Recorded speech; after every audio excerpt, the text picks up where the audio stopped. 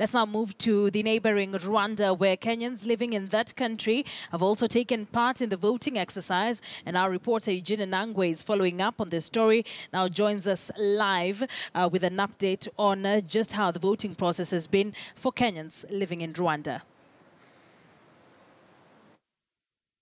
In Rwanda at the Kenyan embassy, voting did open or start at exactly 5 a.m. local time. And I want to take you through what is actually going on right here. So we have Kenyans who have actually registered to partake in this particular exercise, and it is expected that 850 of them out of the 1,400 Kenyans will be taking part in the vote. So immediately a Kenyan arrives here, what they got to do is to check on the voter register, and of course on this particular list of register, what is going on is that they are checking their names to confirm that they're there, and then they'll be put in two polling stations. So there are two polling stations right here at the Kenyan embassy. Let me just take you through what is going on in those particular polling stations. We have polling station 1, and right here what happens is that the voters are supposed to actually go through the process of checking with the presiding officers of the IEBC, and of course they'll also be able to produce their documents that confirm that they indeed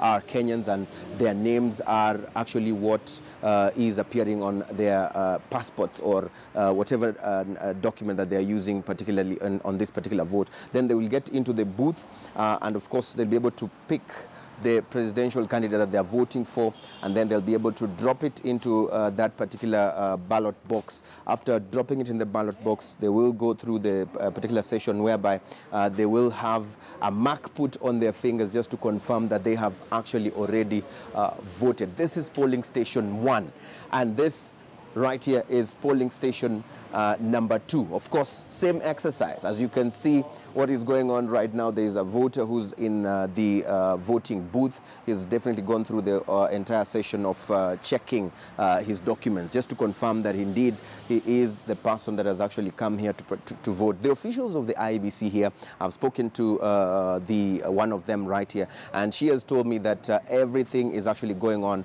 very well. Let's have a listen to what she had to say concerning this exercise. We opened the station well. We opened at 5 o'clock Kigali time, that's 6 o'clock Kenyan time. Voters have been streaming in quite well. We normally tell them to go to see the register there, which we have posted. We direct them to which station to go, for either 1 or 2. Thereafter, we give them their ballot. We check the identification that is on the KIMS. Then we give them the ballot paper. They go to the booth, they vote, and check out with the indelible link, and off they go. Off they go. Yeah. Let's talk of numbers. I mean, just the specific number of Kenyans living in Rwanda that are expected to be casting their ballot today. What number can you report? I'm expecting 875. I'm expecting almost all of them. Okay. Yes. Right. I'm expecting all of them. Right. What are the measures that are in place, for example, for those who would come and probably find their names not on their list? What are the plans for them? I believe everybody's name is there in the register. Everybody's name is in the register. It's in the register. Yes. Let's talk of the closing session. I mean, what time do we expect to close the polling We'll station? close at 4 o'clock. It will be 5 in Kenya, but in Kigali it's 4 o'clock. Yeah. Now, the voters who have already voted right in this exercise are actually voting for only one position, and that is the president of the country. And we have spoken to a few of the voters, and they have shared their messages concerning the exercise and what they expect in this process. Very excited. I've never voted out of the diaspora. I'm voting because I love my country. I can assure you that the process is smooth, and as you can see, there are no long queues. So it's efficient, and it's not that time consuming, and for me it's perfect. Well, it's good that we can vote for the president, but I wish next time IBC could organize so that we vote for the other leaders. Maybe not all of them, because when we go back to our counties, or constituencies, or back in the small villages, these leaders still need to take care of us, all right?